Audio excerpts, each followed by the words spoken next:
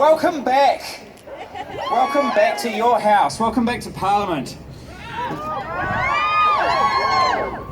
I was just inside doing a media interview and I got asked the question, how important is it for young people to come here and to be able to express themselves and to make their voices heard on climate change? And I want you to know from me, it is absolutely critical that you're here and that today is the first day in a massive rebuild towards the general election next year. Because we are out of time and I am out of patience. And if in any year the consequences of climate change will be more obvious than it has been this year. If you look at the floods in Pakistan with thousands of people dead and millions of people displaced. If you look at what was going on in Europe with those incredible dry areas and the rivers that were drying up and again food production getting cut.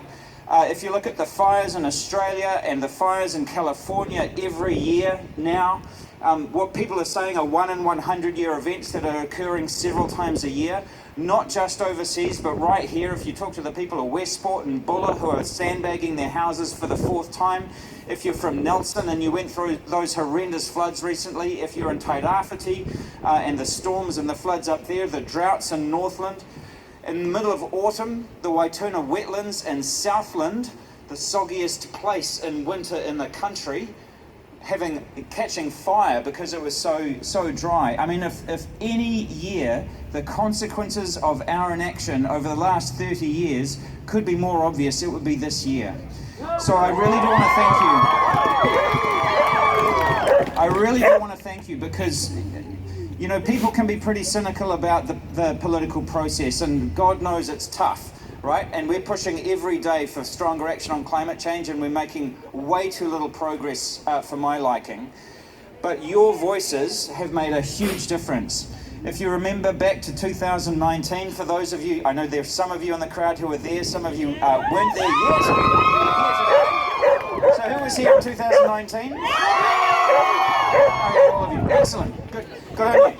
175,000 people you had marching around the country, 40,000 here in Wellington alone, 70,000 people in Tamaki Makaurau in Auckland.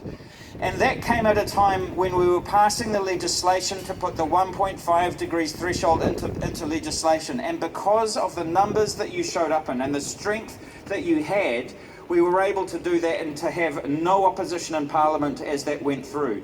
So if anybody tells you that your voice doesn't count and that you're too young to make a difference, do not believe them. It is because of young people that we even have the Zero Carbon Act in this country. That's because of you.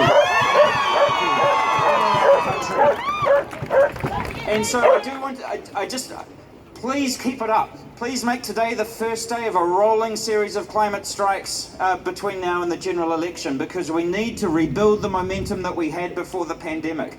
We need to make sure that we pick up the pace of climate action and policy in this country.